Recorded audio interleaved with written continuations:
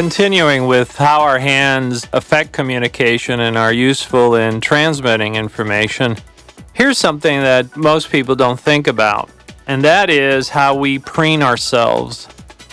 Now, we think of animals preening themselves. We see birds preening themselves, fixing their feathers. We see dogs licking themselves to preen themselves, and cats and other animals do. And we humans do that too, and we do it primarily with our fingers, and we use it to, for instance, pick lint off of ourselves. We use it to press our clothing against ourselves to fix our clothing so that the button line is in line with the line on our trousers. And we may fix our watch, fix our jewelry, and so forth, preening behaviors. Usually, preening behaviors are associated with good health. Once again, people who are clinically depressed, for instance, schizophrenics, they don't preen themselves. They're so afflicted by their condition that they can't bring themselves to take care of these little things. And there are some very positive things that are associated with preening. And one of the things that I often tell attorneys, and I tell medical professionals, and it can apply to salespeople and others, is when someone walks into your room and they're important to you, and if you're an attorney, that jury is important to you, and if you're a clinician, that patient is important to you. Preen yourself. In other words, press your clothes down. Fix that tie in a professional manner. Try to look as though these individuals are important to you in the same way that if you were dating someone, you would preen yourself. And what that does is it sends a very powerful message to them subconsciously that says, you're important enough for me to spend this energy to put myself together, to preen for you. And that is very well received. Now, that takes place at a very subconscious level. And in fact, one of the studies that I was personally involved with was we would have individuals come into a room to meet somebody. And what we simply did was change the experiment by having them come into the room and then they immediately shook this individual's hand, or having them come into the room and then the individual would preen himself slightly by just pulling on his jacket, making sure it felt well, or pulling up his pants slightly, and then shaking hands, and here's what we found. The people who were in this experiment couldn't figure out why. In fact, they couldn't tell the difference consciously, but they always felt better around the individual who preened himself at first versus the ones that did not. And I think this is something that has been with us for tens of thousands of years, maybe even longer, that when we care about things, we tend to fix ourselves up in the same way that other animals do. And it's something that we shouldn't forget, because life is really about putting points on the board, positive points versus negative points. And I think the more positive points that we can put on that magical scoreboard and make people feel comfortable around us, again, that comfort-discomfort model, the more favorably we're going to be treated, the more favorably we are going to communicate, and the more favorably we are going to be received. Now, there can also be negative preening. And you say, well, how can that be? It seems like it's always good. And negative preening is the kind that takes place when we're being disrespectful. I used to see it with criminals, but I've also seen it with teenagers, where you're talking to someone and you're talking to them about something that's very significant, and they're sitting there picking lint off their arm or picking lint off their socks, indifferent to what you're saying, being very disrespectful. And what's troubling to me is, especially when it comes to teenagers, I've often seen parents put up with this, where the child, the teenager, is literally sitting there picking lint off of his shoe or his socks. And the parent just continues to talk without stopping the conversation, stopping what he's saying, and say, look, I know what that means. It's disrespectful. It only has one meaning here, and that's disrespect for me. Putting the individual on notice that that behavior is unacceptable, and then moving forward. And what happens is when you see these dismissive behaviors, and we'll talk more about others, and you talk through them, what you're in essence saying is, I'm allowing you to continue to do this, even though it's disrespectful to me, and I'm going to permit it. And that's not the way we achieve effective communication. Effective communication is between equals, and it's with respect.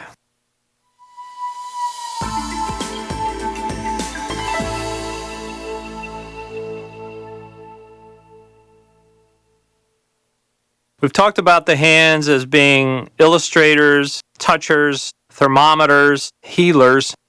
Now let's talk about the hands as pacifiers. For in fact, the hands are instrumental in pacifying us. At home, I have this beautiful photograph taken by a Swedish doctor of a human baby in the uterus, and it's sucking its thumb. And then the light goes off in your head and you realize, my goodness, we pacify with our hands in utero. While we are still being conceived, we are sucking our hands. How important is this? Well, as it turns out, it's extremely important. For in fact, the brain is constantly transmitting information to the hands which says, look, do something here to enhance what I am doing or to calm me down. And sometimes it's very subtle and sometimes it's very severe. But in all cases, if we're mentally healthy, our brain is asking for this. So let's go through some of the pacifiers that we see where the hands are involved. Now earlier I talked about the hands to the neck. And I have to say this, and be mindful of this from this day forward. And I certainly saw it when I was interviewing people. Anytime I saw the hands go anywhere near the neck, unless they were scratching, and even if they were scratching, there was usually an issue there. Not deception, not that they were going to lie to me, but there was an issue there. And so I used it to indicate to me these little hot spots that I needed to go back and address. Now, I say that, and I only call them hot spots and not deception because many times you're reading the right behavior, but you don't know what's causing that. And I'll give you a great example of that.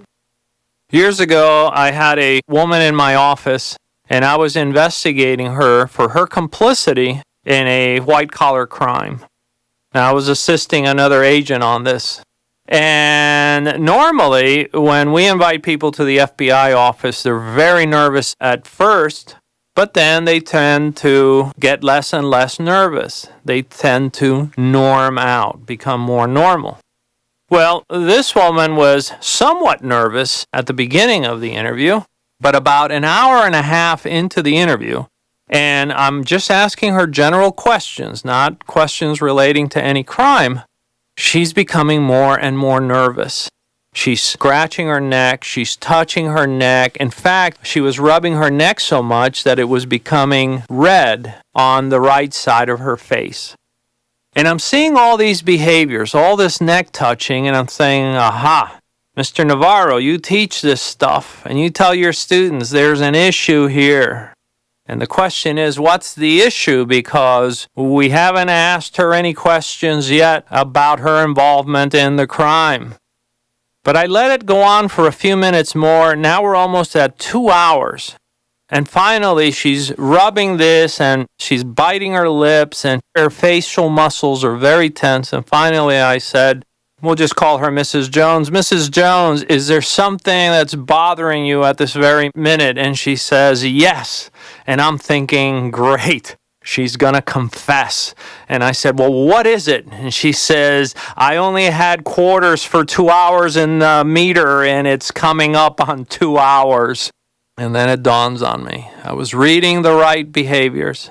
Had nothing to do with deception. She was stressed. But she wasn't stressed because of me. She was stressed because she had only put enough quarters in the meter to take her to the 2 hour mark, and that's what we were coming up against. And so you have to put everything in context.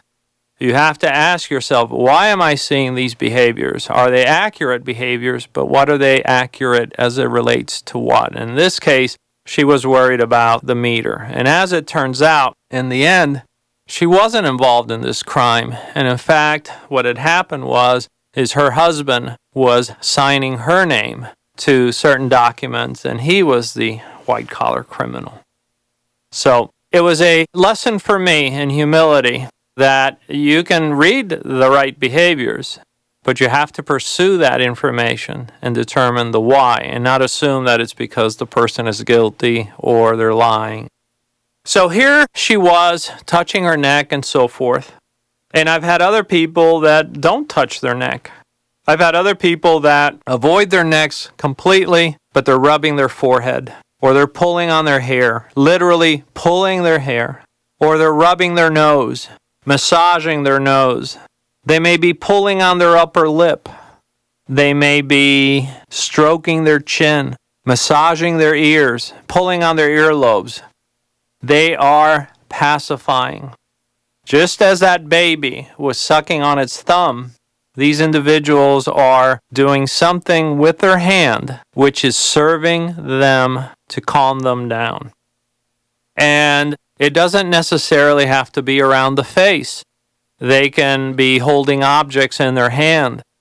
How many of you have seen people twirling objects such as a pencil or mangling a paper clip? They're sitting there winding a paper clip until it snaps, or playing with a rubber band. These are pacifying behaviors. They involve the hands. And one of the things that we know about the brain is that any physically repetitive behavior is a pacifying behavior. And that's why we develop nervous tics. That's why some people have these facial features or facial displays that are repetitive, or they do certain things that are over and over and over. It is because when we repeat something physical, it tends to pacify us. And so we sit there with the rubber band spinning between our fingers really fast, or we take a pencil and we rub it in our hands like it was dough, or any number of things with our hands. We rub our fingers, we play with our jewelry, we'll twist a ring on our hand. This is a pacifying behavior. Now, why do we do this? Well, again, the brain is asking for it. Now, for some people, this becomes a permanent part of their behavior, and we call this a tic. And I've seen some people, especially at the university level, where they're so stressed that in the final months of graduation, they develop these nervous tics, where there's this repetitive behavior. And some of it could be something like smoking or chewing gum, but I've also seen twitching. And I had one student who was playing with her jewelry so much so that it irritated her skin to the point to where it bled. And he said, well, why would you do that? Well, because on the one hand, it is pacifying, and on the other hand, it is destroying tissue, but one overrides the other. So you have to be mindful of these things, that under stress, under abnormal conditions, you're going to see more pacifiers.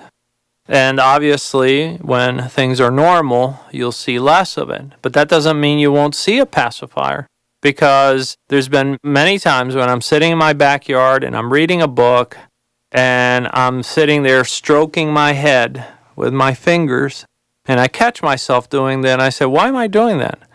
It's because it's contributing to the pleasure that I'm enjoying from a good book. So any hand to body touching or stroking, the first thing you have to ask yourself is, am I seeing a pacifier here? Most likely you are. And you can see it in a variety of ways. Some people will play with their watch.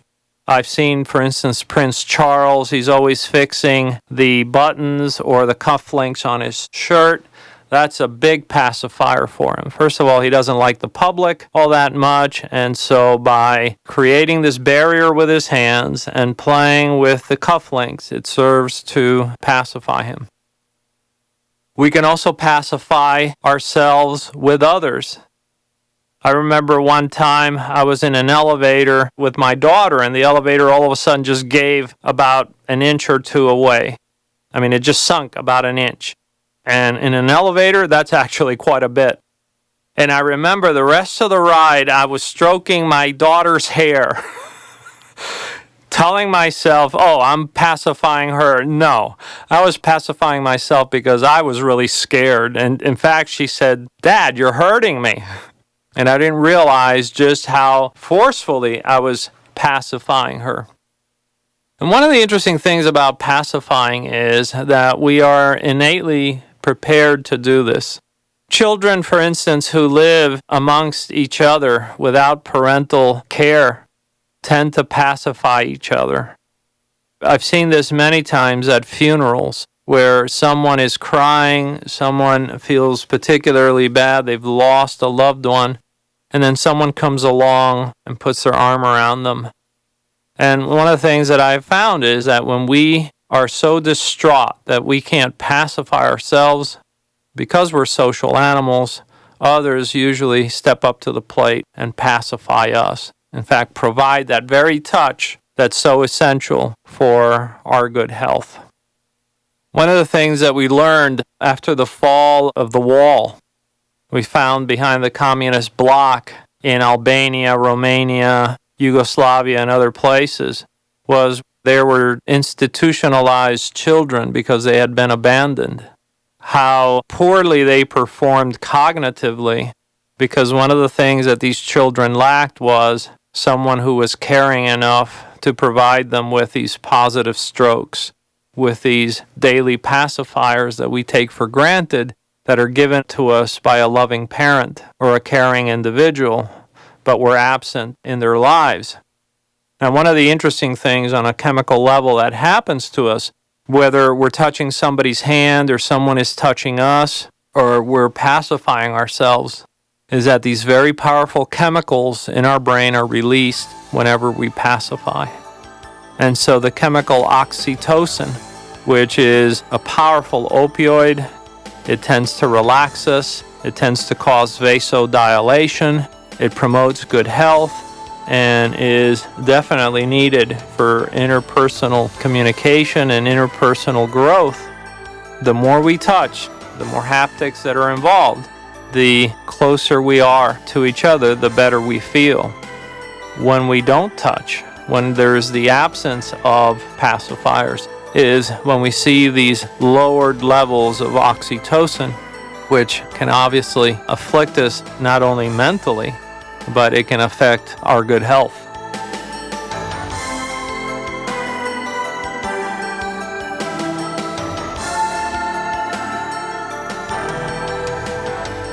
So we've talked about pacifiers and our need from the time we're born, or even before, to pacify. It helps to reduce stress. It helps us to deal with the world around us. And we've talked about self-touching, hand-wringing, or wiping our hands on our legs and so forth, and this is all useful to us. And we can always reach out to other people and pacify them. We certainly do this with our own children. I saw this, in fact, recently with a child that was lost at the mall, and the child was standing there crying, and a woman came up to him and said, "Why don't we just wait here for your mommy?" And she put her arm around this child, and he soon calmed down, and sure enough, the parents showed up, and they were ecstatic, and then they began to soothe the child. So this is something that we need when we're young. We certainly need when we're older. And I have to tell you that this is something that we need especially as we get older. One of the biggest complaints in my study of nonverbal behaviors that I hear are from the elderly, who say that as they get older, they find that people are more and more reluctant to touch them, to hold their hand, to stroke them, and so forth. And yet, this is a part of our society that perhaps needs this more than anyone else, because many times they live by themselves, many times they've lost someone. And it may explain why so many elderly suffer from depression, is because they're not getting the touch. They're not getting this physical appreciation that contributes to good health, certainly to good mental health. And this is one of the reasons why these programs where animals are brought to hospitals and to homes for the elderly are so successful, is because the patients, the people that live there, finally get to interact and touch an animal that is responsive to their touch, which also provides back pacifying behaviors. It's interesting from the research that we humans, in particular men, who pacify ourselves by stroking dogs, see an immediate effect in our drop in blood pressure, much faster and much more effective than actually drugs that deal with the same thing. This is how important pacifiers are in our lives.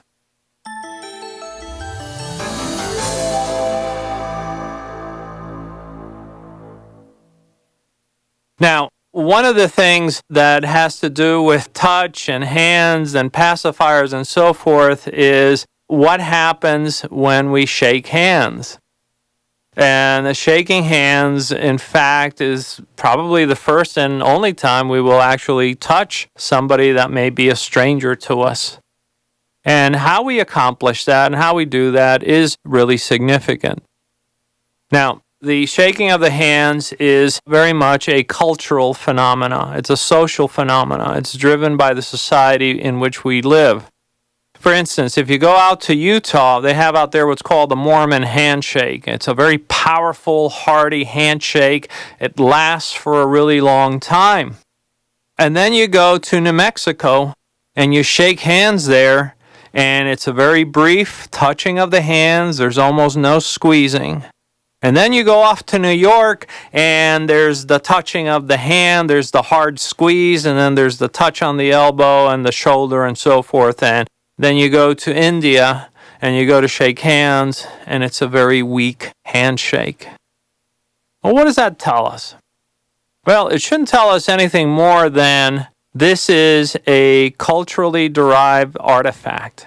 And I've seen a lot of people say, oh, well, the handshake says a lot. It tells you about this individual's intentions and so forth. And stop right there. First and foremost, a handshake is a reflection of the society that we grew up in. If you go to Latin America, and I'm most familiar with Uruguay, Argentina, Brazil, and Colombia, and what you'll find is that most of the time, people don't shake hands a lot. What do? They give each other an abrazo. They hug each other, and they'll kiss each other's cheek. I'll never forget the first time I went to Russia.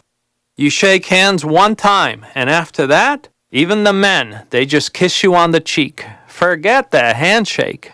They hug and they kiss you on the cheek, and you say, what's going on here? It's a reflection of social norms. It's a reflection of society. And I remember so many books that were written in the 70s and the 80s about handshakes, and you have to have a power handshake, and you've got to squeeze, and you got to twist, and you got to turn, and once again, stop right there. You don't want to do any of that. Do you want to establish comfort? You mirror the other person's handshake. Why? This person may come from a society where they have weak handshakes, or they may have very strong handshakes, and you want to mirror that. This is the first time you're going to touch that person, and so you want to be on as equal terms with them as possible. And you don't need to draw any inference from that, other than culturally, this individual comes from a similar or a dissimilar culture. That something beyond the handshake is more important to them than shaking hands. The rest of the world doesn't necessarily shake their hands. I remember when our troops first went into Afghanistan and our Navy SEALs were trying to shake hands with the village elders, and the village elders didn't want to shake hands because they don't shake hands. What do? They give each other an arm grab, where they grab each other's arms at the forearm and they squeeze. And of course, that brings you close together. Well, what happened? Our soldiers immediately jumped back. I'm a Navy SEAL. I don't touch other men. Well, guess what? Here we do. And when you're in Rome, you do as the Romans. And so anthropologists had to be brought in to say this is okay. This is how they demonstrate that they care about you, by hugging this way, by touching you this way. So, no matter what you've read on handshakes and so forth, nothing is more terrible than a bad handshake. One where the person has twisted, connived against you. And I've had people who sit there and they twist and they turn or they squeeze and so forth. And when that's done, I say, you know what? Let's do it right this time. And I show them how I like to shake hands. And they step away from that and they go, oh. And maybe they've read something in the past that they have to overpower you and that they have to dominate you and so forth. But this is the only time we're going to touch. And so I always say, let's do it right. And I do it with a smile. And the other thing you have to be careful with is the distance you create. Some people like to shake hands at a very long distance. Their feet are way far away from you. And other people like to do it very closely. So be mindful of that because we've talked about how important distances are, proxemics. The one handshake that you must never do. The one handshake you must never do, and it's called the politician's handshake. And that's where you give somebody the hand, they give you the hand, and then you cover that hand with your free hand. Don't ever do that. By every study that's ever been done, this is always negatively received, and yet it seems like every politician, to let you know just how important you are, wants to shake your hand with two hands. Don't do that. If you feel like you need to touch the person more profoundly, shake their hand and just lightly touch the elbow or touch the forearm or touch the shoulder, but don't cover one hand with the other because it's always a negative response that we see. And lastly, when you do shake hands, make sure you make good eye contact. Make sure that it doesn't take place for too long or too briefly, that it's just right. And this is established non-verbally. And if for whatever the reason, and you never know what that is, but we've all shaken hands with that wet handshake or that fish handshake or whatever you want to call it. If you shake hands with someone and you don't like that handshake, no matter how benign the situation, whatever you do, do not grimace. Do not make a face objecting to the handshake because that sends a negative signal to that person. And they may not understand why, because in their society, maybe they just drape their hand in front and it's a very light touch. But as I said before, if you ever shake someone's hand and you feel like, boy, that just wasn't right, don't ever hesitate to say, you know what, let's do it right this time. Because I'm telling you, this may be the one and only time that this takes place. And this is the first time that two humans touch each other. And this is a significant event in the lives of any two people.